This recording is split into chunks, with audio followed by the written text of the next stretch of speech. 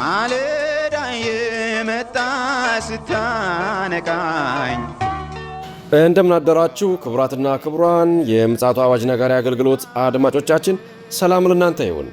የማለዳ ቁርሳችንን አሁን ጀምረናል። አዘጋጅ እና አቅራቢ ፓስተር አለማየሁ ነሞ።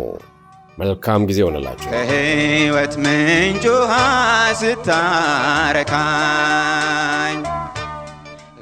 ሰላም ጤና ይስጥልን። እንደምን አደራችሁ። ይህ በምፅዓቱ አዋጅ ነጋሪ አገልግሎት እየተዘጋጀ የሚቀርብላችሁ የማለዳ ቁርስ ፕሮግራም ነው። ወደ ዛሬው የማለዳ ቁርስ ፕሮግራም ከማለፋችን በፊት እግዚአብሔር አምላካችንና አባታችንን አብረን አመስግነን ወደ ዛሬው የማለዳ ቁርስ እናልፋለን። እግዚአብሔር ሆይ በጌታ በኢየሱስ ክርስቶስ ስም ስለዚህ ማለዳ ስለ ምሕረትህና ስለ ቸርነትህ በጌታ በኢየሱስ ክርስቶስ ስም እናመሰግንሃለን። ይህም ማለዳ በምሕረትና በቸርነት ሰጥተናል። ክብር ላንተ ይሁን።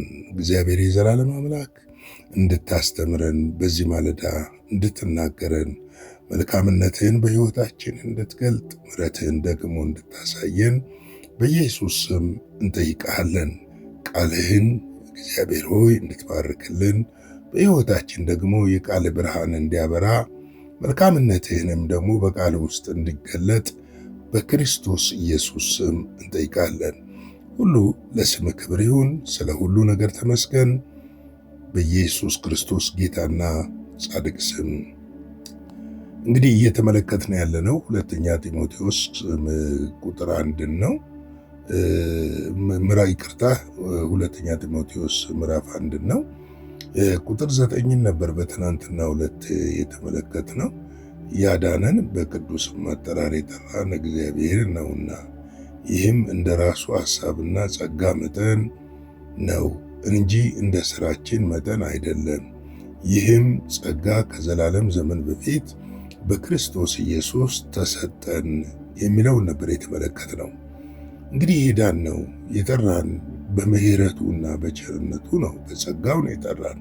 ምክንያቱም ከኛ የሆነ አንዳች ነገር የለም፣ ልናደርግም አንችልም። ብናደርግም ደግሞ አያጸድቀንም፣ አያስጠራንም፣ ጸጋውንም እንድናገኝ አይረዳንም። ምክንያቱም እግዚአብሔር የፈለገው ከኛ እምነት ብቻ ነው። በእርሱ ሥራ እንድናምን ነው። በእርሱ ሥራ በማመን ነው የጸደቅነው። በእርሱ ሥራ በማመን ነው የዳንነው። በእርሱ ሥራ በማመን ነው የዘላለም ሕይወትንም ደግሞ ያገኘነው። እንግዲህ የእግዚአብሔር ጸጋ የተሰጠን በነፃ ነው። ጸጋ በነፃ ተሰጠን። በእምነት ነው የተሰጠ። የዳናችሁት በጸጋው በእምነት ነው የሚለው መጽሐፍ ቅዱስ። ሰርተን ጋራ ወጥተን ወይም ደግሞ ተራራ ወርደን 100 ቀን ወይ 200 ቀን ጾም ጸሎት ይዘን ጥሬ ቆርጥመን አልዳንም። ያልያድነንም ደግሞ አይችልም።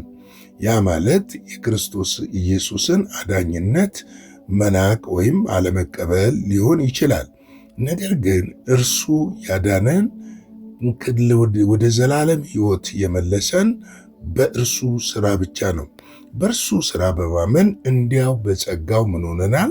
ጸድቀናል፣ ድነናል። ደግሞም ለዘላለም ከእርሱ ጋር እንድንኖር ዕድልን ሰጥቶናል ማለት ነው። ዛሬ ደግሞ ቁጥር 10ና 11ን እንመለከታለን።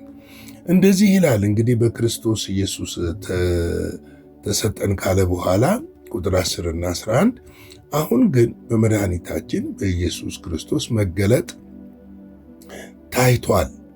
እርሱ ሞትን ሽሯልና እኔ ሰባኪና ሐዋርያ አሕዛብንም አስተማሪ እንድሆን በተሾምኩበት በወንጌል ሕይወትና አለመጥፋትን ወደ ብርሃን አውጥቷል ይለናል።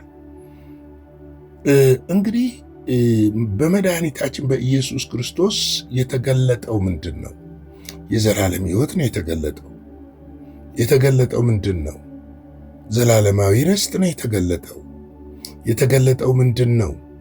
ኃጢአት መሸነፉ ነው የተገለጠው። መሻሩ ነው የተገለጠው። ምክንያቱም ሞት ይሻር ዘንድ ኃጢአት መሸነፍ ነበረበት። ኃጢአት እንዲሸነፍ ደግሞ ኃጢአትን የሚያሸንፍ ያስፈልግ ነበረ። ያለ ኃጢአት የሆነ ኃጢአትን ድል መንሳት የሚችል ያስፈልግ ነበረ። እንግዲህ ጌታችን መድኃኒታችን ኢየሱስ ክርስቶስ ያለ ኃጢአት ሆኖ መጥቶ ኃጢአትን አሸነፈ። የኃጢአትን ሥጋ ሳይካፈል፣ ምክንያቱም በእኛ ሥጋ አዳማዊ ባህሪ ስላለ ያንን አዳማዊ ባህሪ ሳይካፈልና ንጹሕ ሆኖ መጥቶ አሸንፏል። ለዚህ ነው ጲላጦስ በዚህ ሰው አንዳች ነገር አላገኘሁም ከደሙ ንጹሕ ነኝ ብሎ የተናገረበት ዋና ምክንያት እኛን ለማስተማር ነው ያ ክፍል። ምክንያቱም ኢየሱስ ክርስቶስ ያለ ኃጢአት ነበር፣ ያለ ነውር ነበር፣ ያለ አመፃ ነበረ። ምክንያቱም ዲያብሎስን ሊያሸንፈው የሚችለው የኃጢአት ዕዳችንን መክፈል የሚችለው ንጹሕ ሆኖ ሲመጣ ብቻ ነው። ሰው ሆኖ የመጣበትም ምክንያት በማርያም ማኅፀን የተጸለለበትም ዋና ምክንያት የኔና የእናንተን ዕዳ በመክፈል ሞታችንን ለመሻር ነው። ስለዚህ ነው ጳውሎስ በዚህ ስፍራ ላይ ሲናገር በመድኃኒታችን በኢየሱስ ክርስቶስ መገለጥ ታይቷል ይላል። ምንድን ነው የታየው? እርሱም ሞትን ሻረልን ነው የሚለው። ወገኖቼ በክርስቶስ ኢየሱስ ያመናችሁ ከሆነ ሞት ተሽሮላችኋል።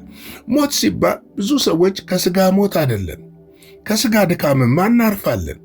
ሥጋችን ከምድር ምድራዊ ስለሆነ ወደ ምድር ይመለሳል። አፈርነህና ወደ አፈር ትመለሳለህ ብሏል። ነገር ግን ሕይወታችን የዘላለም ሕይወትን ተቀብሏል። ሕይወታችን ለዘላለም ከእግዚአብሔር ጋር ይሆናል። በሕይወታችን ላይ የሚሠራው ሁለተኛ ሞት ግን አይሠራብንም። በሁለተኛው ሞት ድል ነስተናል፣ አሸንፈናል። ስለዚህ ሁለተኛ ሞት አይሠራብንም ማለት ነው። ለዚህ ነው ጳውሎስ መገለጥ ያለበት ምክንያት ይሄ ሁለተኛ ሞት በእኛ ውስጥ እንዳይሠራ ነው። ሞትን ሽሮልናል። እህቴ ወንድም፣ ሞት ተሽሯል። ከዚህ ሥጋ ውስጥማ ማንም ሰው ይወጣል። ኢየሱስም እኮ በሥጋው በነበረበት ወራት እኮ ሞቶ ተቀበረ። ነገር ግን ሞትን አሸንፎ ምን አደረገ ይላል? ተነሳ። ሞት ሆይ መውጊያ የታል? ማስፈራራቱስ የታል? ሲኦል ሆይ ድል መንሳት የታል? ምክንያቱስ ተሽሯላ። እስከ መቼ? ለዘላለም ነው የተሻረው። ለምንድን ነው የተሻረው? የኃጢአት ዋጋ ተከፍሏል። የልጁ የኢየሱስ ክርስቶስ ደም ከኃጢአት ሁሉ ምን ያደርጋል? ያነጻል። ስለዚህ በኢየሱስ ክርስቶስ የሚያምን ሰው ሁሉ ኃጢአቱ በክርስቶስ ኢየሱስ ደም ከመንጣቱ የተነሳ የሞት ምክንያት የሆነው ኃጢአት ከእኛ ላይ ከሥጋችን ላይ ሲነሳ ሞት ምን ሆኗል ማለት ነው? ተሽሯል ማለት ነው። ለዚህ ሞት ድል መንሳት አይችልም። በሞት ውስጥ ያለው ኃይል ለዘላለም ምን ሆኗል? ተሰብሯል። ስለዚህ ነው እርሱ ሞት ሽሯልና ሰባኪና ሐዋርያ ለአሕዛብን አስተማሪ እንድሆን በተሾምኩበት በወንጌል ሕይወትና ይላል። ምንድን ነው? ከሞትን ከሻረ በኋላ ጳውሎስን ሲጠራው ለምን እንደጠራው ነው የሚነግረው። ሞቴን ሽሯልና ካለ በኋላ እኔ ሰባኪ እንድሆን ሐዋርያ እንድሆን አሕዛብን አስተማሪ እንድሆን በተሾምኩበት በወንጌል። የተሾመው ለምንድን ነው? ለወንጌል ነው። ለታይታ አይደለም የተሾመው። ወንጌልን ወዳልደረሰው ማህበረሰብ ሄዶ እንዲሰብክ ነው። ለዚህ ነው ጳውሎስ እኮ አሕዛብን በአውሮፓ በኤሽያ እየዞረ ምን ያደርግ ነበር? ወንጌልን ይሰብክ ነበረ። ይህንን ወንጌል ላልዳኑት ላላመኑት ምን ያደርግ ነበር? ያስተምር ነበር፣ ይሰብክ ነበረ። ተመልከቱ። ሌሎች የአይሁድ ሐዋርያ ሲሆኑ ጳውሎስ ግን የአሕዛብ ሐዋርያ እንደሆነ ሐዋርያ ሥራ ምዕራፍ 15ን ሄደን ስናጠና ቀኝ እጃቸውን ሰጡን ይላል። ወደ አሕዛቦች ሄደን ወንጌልን እንድንሰብክ ቀኝ እጃቸውን ሰጡን ይላል። ዋናዎቹ ብሎ እንደውም ያዕቆብንና ዮሐንስን ይጠቅስልናል። ተመልከቱ። ሐዋርያው የሆነበት ምክንያት አሕዛብን ምን ያደርግ ዘንድ? ያስተምር ዘንድ። ምንድን ነው የሚያስተምረው? ወንጌል። አርቲ ቡርቲ አይደለም። ወንጌል ሕይወት ስለሆነ፣ ወንጌል ኃይል ስለሆነ፣ ወንጌል አሸናፊ ስለሆነ፣ በወንጌል ውስጥ ድል ስላለ፣ ክርስቶስ ኢየሱስ ስለሆነ ወንጌል። ለዚህ እኮ ነው ማርቆስ 1 ላይ ሄደን ስንመለከት ጌታ ኢየሱስ ክርስቶስ አንድ ነገር ይናገራል። ማርቆስ ላይ ማነው ዮሐንስ ታልፎ ከተሰጠ በኋላ አንድ ነገር ይናገራል ኢየሱስ ክርስቶስ። ምንድነው ብሎ የሚናገረው? በወንጌል እመኑ በእኔም ደግሞ እመኑ። ምን ይላል? 14:15 እናንብበው እስቲ።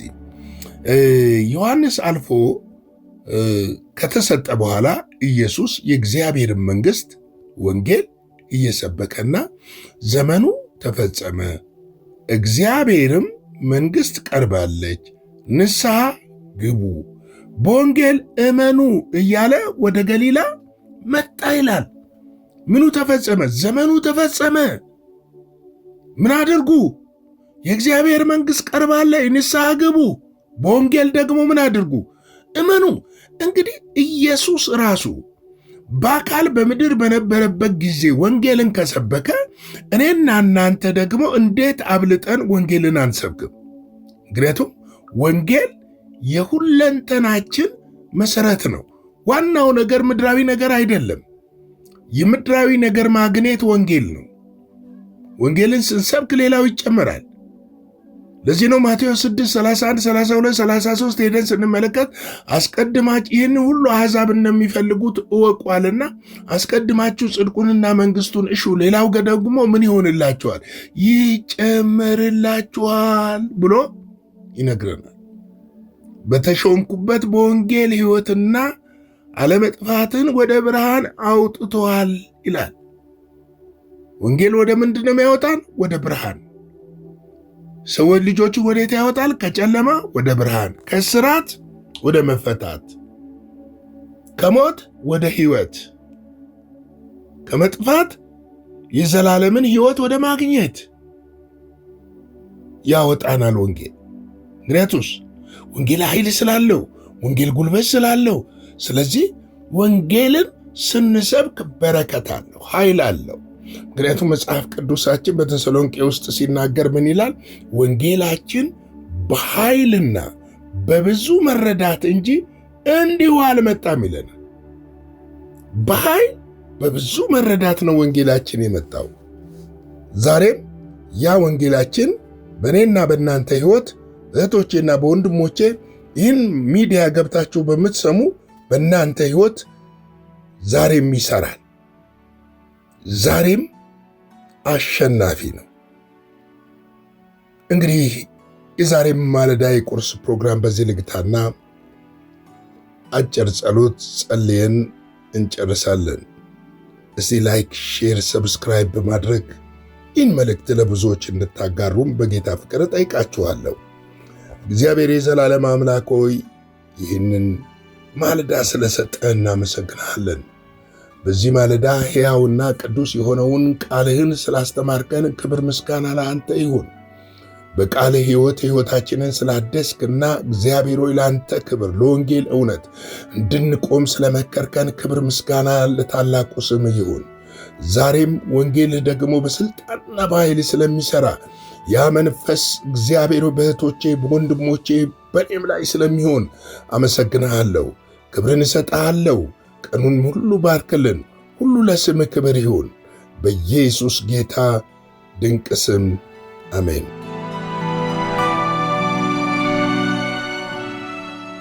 በነበረን የመልእክት ክፍለ ጊዜ እንደተባረካችሁ ተስፋ እናደርጋለን። በነገው ማለዳ በሌላ ዝግጅት እንገናኛለን። መልካም ቀን።